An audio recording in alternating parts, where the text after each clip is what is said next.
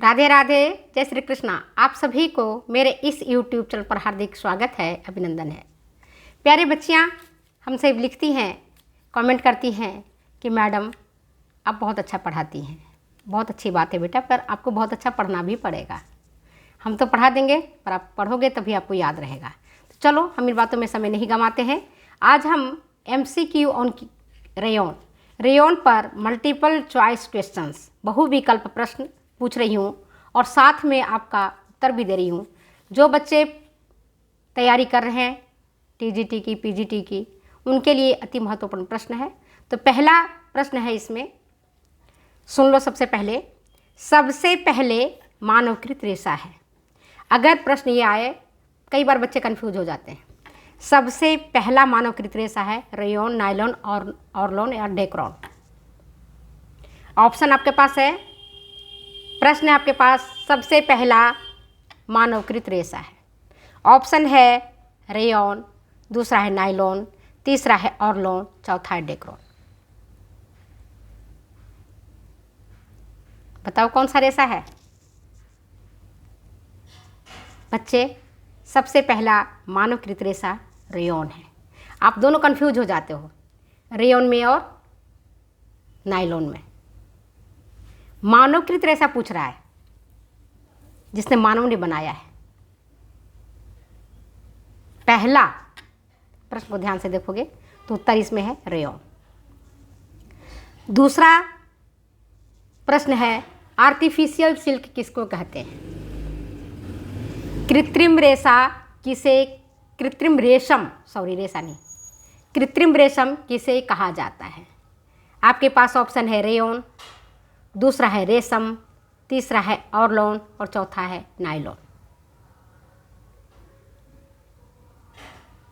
Artificial silk किसको कहते हैं?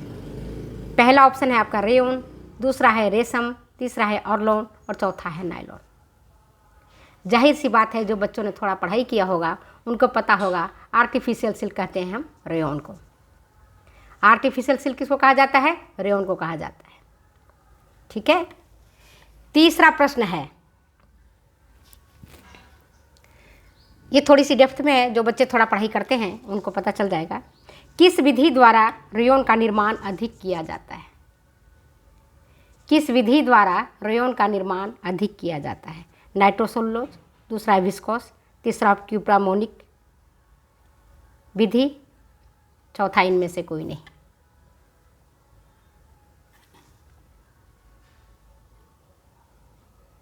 बोल।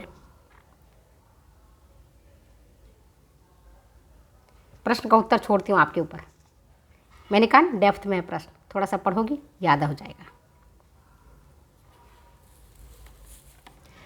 इसके बाद चौथा प्रश्न है, वह ये है कि पुनर्निर्मित सेलुलोज रेयॉन विधि से कितने तरह के रेयॉन तैयार किए जाते हैं? पुनर्निर्मित सेलुलोज रेयॉन विधि से कितने तरह के रेयॉन तैयार किए जाते हैं? 3 प्रकार के, 4 प्रकार के, 5 प्रकार के या 7 प्रकार के? सही उत्तर क्या है? सही उत्तर बताओ। पुनर्निर्मित सेलुलोज रेयॉन विधि से 3 तरह के रेयॉन तैयार किए जाते हैं। पहला होता है नाइट्रोसेलुलोज रेयॉन, दूसरा है क्यूप्रामोनियम रेयॉन और तीसरा है विस्कोस रेयॉन। आ गया करेक्ट आंसर? अच्छा, चलो चौथा प्रश्न आपके पास। चौथा नहीं, 5वां प्रश्न होगा। सीरियली आपको याद रखना होगा, मुझे सीरियल याद नहीं रहेगा। प्रश्न ये है कि भारत में सबसे पहले रेयॉन का उत्पादन किस राज्य में हुआ है? भारत में सबसे पहले रेयॉन का उत्पादन किस राज्य में हुआ है? करेक्ट आंसर क्या है? आपको पता होगा अगर आपने पढ़ाई किया होगा तो। ऑप्शन बता देती हूँ। कर्नाटका पहला, दूसरा राजस्थान, तीसरा गुजरात और चौथा केरल। कहाँ से हुआ है? करेक्ट आंसर है हमारा केरल। 1946 में भारत में सबसे पहले रेयॉन का उत्पादन केरल से शुरू किया गया था। अक्सर बच्चे यहाँ कंफ्यूज हो जाते हैं, वो ये कि हम क्या सही आंसर दें और क्या हम गलत आंसर दें। एक प्रश्न है आपके पास, विस्कोस रेयन होते हैं ताप के कुचालक या ताप के सुचालक? प्रश्न है आपके पास, विस्कोस रेयन होते हैं ताप के कुचालक होते हैं या ताप के सुचालक होते हैं? प्रश्न बताइए। विस्कोस रेयन होते हैं ताप के कुचालक, सुचालक नहीं होते। नेक्स्ट क्वेश्चन आपके समक्ष है, रेयन के पिता कहलाते हैं, फादर ऑफ रेयन कौन है? Count Hilaire de Chardonnet, Robert Hooke, LH Despeissis या इनमें से कोई नहीं? कौन है? करेक्ट आंसर क्या है? तो करेक्ट आंसर होगा हमारा काउंट हिलेरी डी चार्डोनेट। इन्हें ही रेयन का पिता कहा जाता है। अब ये है आपका दूसरा प्रश्न। नेक्स्ट प्रश्न है आपके समक्ष, क्या पुनर्निर्मित रेयन तथा सेलुलोज एसीटेट विधि से रेयन निर्माण प्रक्रिया में अंतर आता है, हाँ या नहीं? क्या पुनर्निर्मित रेयन तथा सेलुलोज एसीटेट विधि से रेयन प्रक्रिया में अंतर आता है, उनके गुणों में अंतर आता है, हाँ या नहीं? करेक्ट आंसर क्या है? हाँ। करेक्ट आंसर क्या है हमारा? हाँ। कारण क्या है?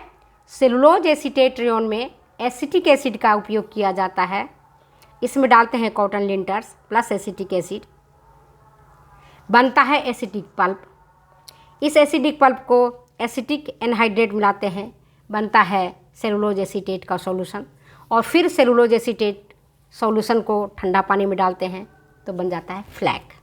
रेयन निर्माण प्रक्रिया को मैंने डिटेल्स में पहले की वीडियो में पढ़ाया है, तो आप देखना, उनको जा करके पढ़ना, तो आपको समझ में आएगा।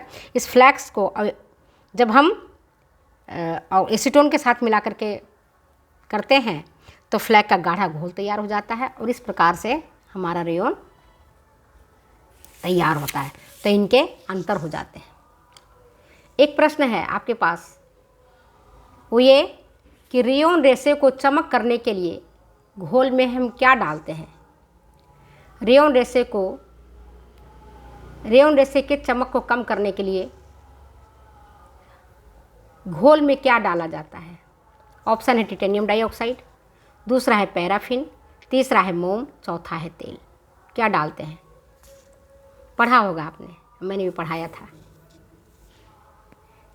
रेयन के रेशों में अद्भुत और आँखों को चुभने वाला चमक होता है। मतलब ऐसा चमक होता है जो अपने को सुहाता ही नहीं है, ऐसे लगता है जैसे आँखों को उड़ा ले जाएंगे। तो उसकी चमक को कम करने के लिए हम टिटेनियम डाइऑक्साइड डालते हैं। करेक्ट आंसर हमारा यहाँ पर टिटेनियम डाइऑक्साइड होगा। एक बहुत ही सरल क्वेश्चन है, बहुत सिंपल, इसका उत्तर मैं नहीं बताऊंगी, आप बताओगे। स्पिंडरेट के छिद्र बने होते हैं किसका? लोहे का, स्टील का, तांबा का या प्लेटिनम का? उत्तर मैं नहीं बताऊंगी, उत्तर आपको ढूंढना है। एक दो प्रश्न तो पूछूंगी ना आपसे, तो उसका उत्तर भी तो आपसे मांग चाहूँगी, सबका तो मैं प्रश्न का उत्तर बता रही हूँ। स्पिंडरेट के छिद्र बने होते हैं किसका? लोहे का, स्टील का, तांबा का या प्लेटिनम का? करेक्ट आंसर आप ढूंढ के बताइएगा। और इसके बाद का क्वेश्चन है आपका, रेयन में विविधता आने के क्या कारण हैं? रेयन में विविधता आने के क्या कारण हैं? ऑप्शन आपके पास कच्चे माल की किस्म, दूसरा है रासायनिक पदार्थों का प्रयोग, तीसरा है आपका विशिष्ट निर्माण विधि और चौथा है उपरोक्त सभी। प्रश्न को फिर से सुने। रेयन में विविधता आने के क्या कारण हैं? पहला है कच्चे माल की किस्म, दूसरा है रासायनिक पदार्थों का प्रयोग, तीसरा है विशिष्ट निर्माण विधि और चौथा है उपरोक्त सभी। क्या करेक्ट आंसर है? द करेक्ट आंसर इज उपरोक्त सभी। जैसा कच्चा माल होगा वैसा रेयन बनेगा। जिन रासायनिक पदार्थों का उपयोग करेंगे उनका गुण रेयन के रेशों में आएगा। जिस विशिष्ट निर्माण विधि से हम रेयन का रेशा तैयार करेंगे वो गुण भी उसमें देखने को मिलेगा। समझ आ गई बात को। इसके बाद एक क्वेश्चन बहुत इजी सरल है। नाइट्रोसेलुलोज विधि द्वारा रेयन का निर्माण क्यों नहीं किया जाता है? नाइट्रोसेलुलोज विधि के द्वारा रेयन का निर्माण फिलहाल क्यों नहीं किया जाता है? इस प्रश्न का उत्तर भी आप दोगे।